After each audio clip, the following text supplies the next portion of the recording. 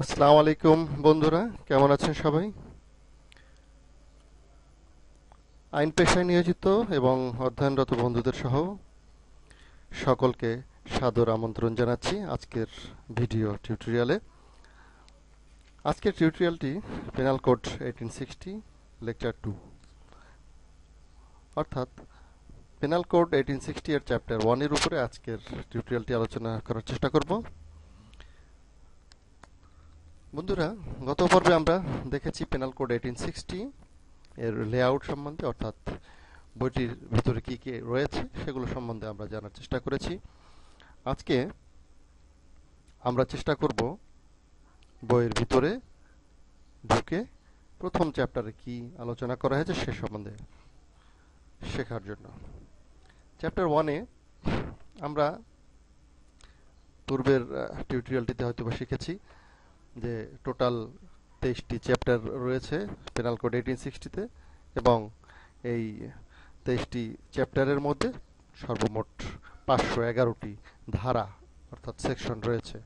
এই 511টি সেকশনের মধ্যে সেকশন 1 টু 5 চ্যাপ্টার 1-এ রয়েছে, অর্থাৎ 1 থেকে 5, এই প্রথম 5টি ধারা চ্যাপ্টার 1-এ রয়েছে। এই প্রথম 5টি চ্যাপ্টার ধারা সম্পর্কে আজকে আমরা একটু জানার চেষ্টা করব। তাহলে দেখি সেকশন 1-এ কি রয়েছে।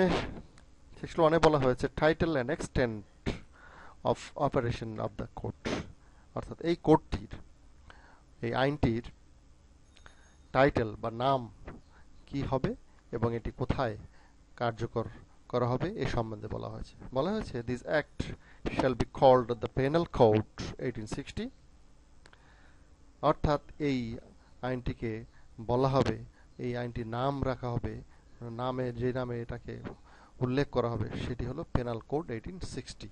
পেনাল কোড 1860 নামটি কিভাবে এসেছে এবং এই পেনাল কোড 1860 নামটি কিভাবে রাখা হয়েছে, কেন এই নামটি রাখা হয়েছে এ সম্বন্ধে আমি পূর্বের টিউটোরিয়ালে বিস্তারিত বলার চেষ্টা করেছি। বন্ধুরা, পার্ট 1 লেকচারটি শুনলে বা দেখলে আপনারা হয়তো বা বিষয়টি ক্লিয়ার হবেন। And shall take effect throughout Bangladesh, অর্থাৎ সারা বাংলাদেশে, সমগ্র বাংলাদেশ ব্যাপী এটি কার্যকর থাকবে। এই কথাগুলি সেকশন 1-এ বলা হয়েছে, অর্থাৎ কি নামে একে ডাকা হবে এবং কোথায় কার্যকর করা হবে। এবার দেখি সেকশন 2। সেকশন 2-তে বলা হয়েছে punishment of offences committed within Bangladesh.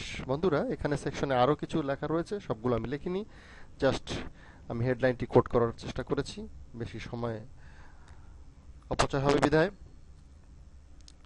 এখানে হেডলাইনে বলা হয়েছে punishment of offences committed within Bangladesh, অর্থাৎ বাংলাদেশের অভ্যন্তরে, বাংলাদেশের যে সীমানা রয়েছে, ভৌগোলিক সীমারেখার অভ্যন্তরে যদি কোনো অপরাধ ঘটে সেই অপরাধের বিচার সম্বন্ধে বলা হয়েছে। অর্থাৎ এখানে যেই ব্যক্তি হোক, বাংলাদেশের নাগরিক হোক অথবা অন্য কোনো দেশের নাগরিক হোক, যেই হোক, বাংলাদেশের অভ্যন্তরে কোনো অপরাধ সংঘটিত করলে তার বিচার এবং তাকে শাস্তি প্রদান করা হবে এই আইনের, পেনাল কোড 1860 এর আওতায় তাকে বিচার করা হবে। এরপরে আমরা দেখি সেকশন 3-তে, এখানেও আমি হেডলাইনটি লেখার চেষ্টা করেছি, punishment of offences committed beyond but which by law may be tried within Bangladesh. অর্থাৎ বলা হচ্ছে punishment of offences committed beyond Bangladesh. Committed beyond Bangladesh means বাংলাদেশের বাহিরে, অর্থাৎ অন্য কোনো দেশে, বাংলাদেশের বাহিরে কেউ যদি এই ইয়াটি কার্যক্রম বা কোনো অপরাধ সংগঠন করে থাকে, তাহলে তার শাস্তি এই বাংলাদেশের অভ্যন্তরে তাকে যেখানেই পাওয়া যাবে এই আইনের আওতায় হবে। এটি সেকশন 3-তে বলা হয়েছে। সেকশন 4-এ আর একটু ক্লিয়ার করে বলা হয়েছে extension of court two extra territorial offences, অর্থাৎ বলা হয়েছে বাংলাদেশের বাহিরে সংঘটিত অপরাধের জন্য বিধির আওতার সম্প্রসারণ, অর্থাৎ এখানে কাকে কাকে বিচার করা যেতে পারে এ সম্বন্ধে। যেমন সেকশন 4-এর 1-এ, সাবসেকশন 1-এ বলা হচ্ছে এটি any citizen of Bangladesh in any place without and beyond Bangladesh,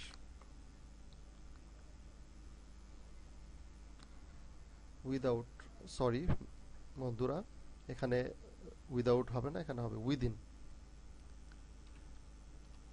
any, that means any citizen of Bangladesh in any place within and beyond Bangladesh, অর্থাৎ বাংলাদেশের ভিতরে এবং বাহিরে যে কোনো নাগরিকই এই আইনের আওতায় বিচার করা হবে।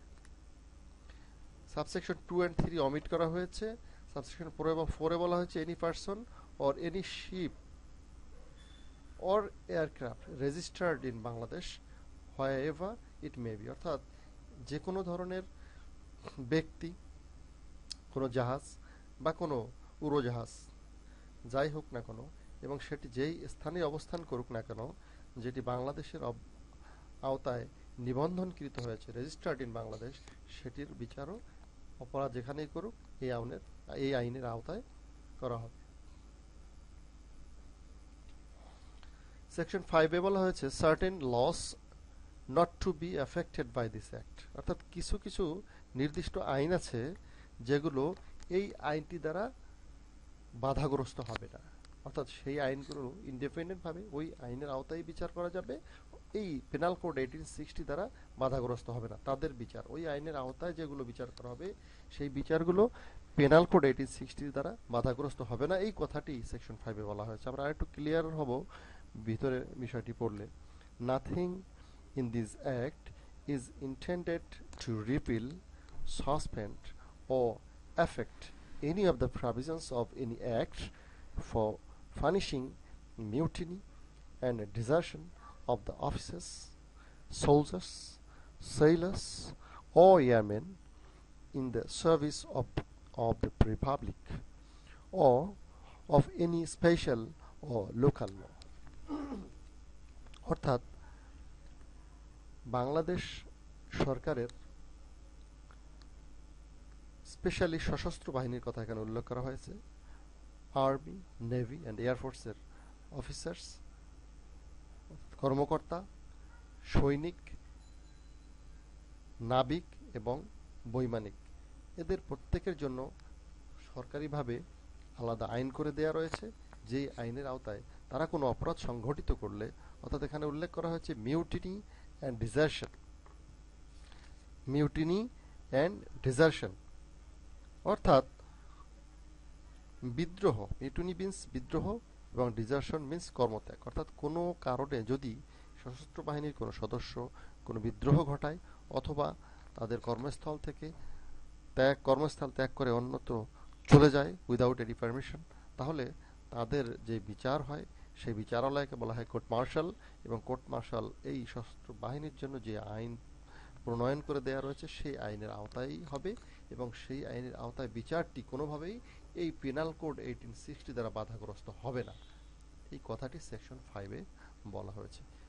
এছাড়াও or of any special or local, অর্থাৎ কোনো বিশেষ এবং কোনো স্থানীয় আইনের আওতায় যদি বিচার করা হয় তাহলে সেটিও এই আইন দ্বারা বাধাগ্রস্ত হবে না, এটি সেকশন 5 বলা হয়েছে। আমরা এই 1 থেকে 5 যে ধারাগুলো রয়েছে চ্যাপ্টার 1 এই ধারার বিষয়গুলো আমরা একটু এক্সাম্পলের মাধ্যমে ক্লিয়ার হব। অর্থাৎ এই আইনে বলা হয়েছে বাংলাদেশের এই আইনটির নাম কি হবে, এবং যেটি এক ধারা যেটি সেকশন 1 বলা হয়েছে, এবং সেকশন 2-3 বলা হয়েছে বাংলাদেশের ভিতরে এবং বাহিরে অপরাধের বিষয়ে, এবং এই বিষয়গুলো আমরা একটু এক্সাম্পলের সাহায্যে ক্লিয়ার হবে। এক্সাম্পল 1 আমি বলার চেষ্টা করেছি এই ব্যক্তিটি যার ছবি এখানে প্রদর্শন করা হয়েছে,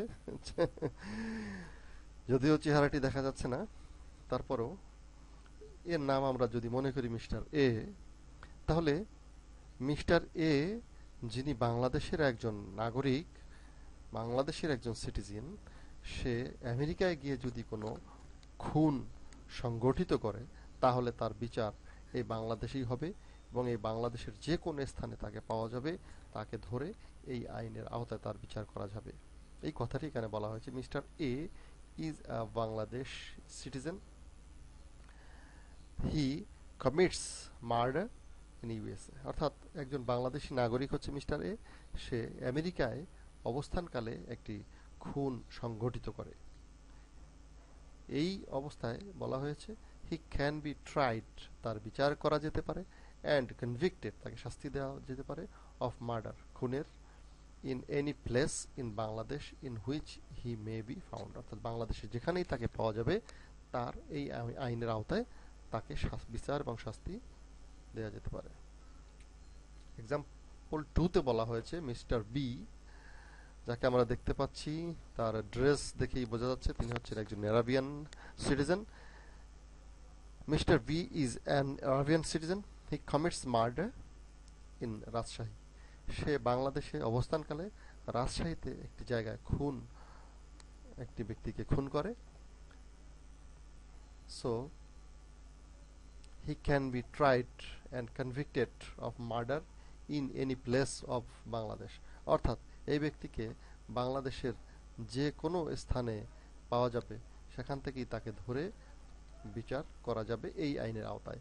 এই কথাটি এখানে বলা হয়েছে। তো বন্ধুরা, আশা করি এই এক্সাম্পল দুটির মাধ্যমে আপনারা বিষয়টি ক্লিয়ার হতে পেরেছেন। আমরা পরবর্তীতে অন্য কোনো আলোচনায় আমরা পরবর্তী চ্যাপ্টারগুলো আস্তে আস্তে জানার চেষ্টা করব। আজ এ পর্যন্তই। ধন্যবাদ বন্ধুরা। যদি ভালো লেগে থাকে, কিছুটা উপকার হয়ে থাকে, তাহলে লাইক করুন, শেয়ার করুন এবং পরবর্তী আপডেট অটোমেটিক্যালি আপনি পাওয়ার জন্য আমার চ্যানেলটি সাবস্ক্রাইব করুন। ধন্যবাদ বন্ধুরা, আজ এ পর্যন্তই। সবাই ভালো থাকুন। ধন্যবাদ সবাইকে।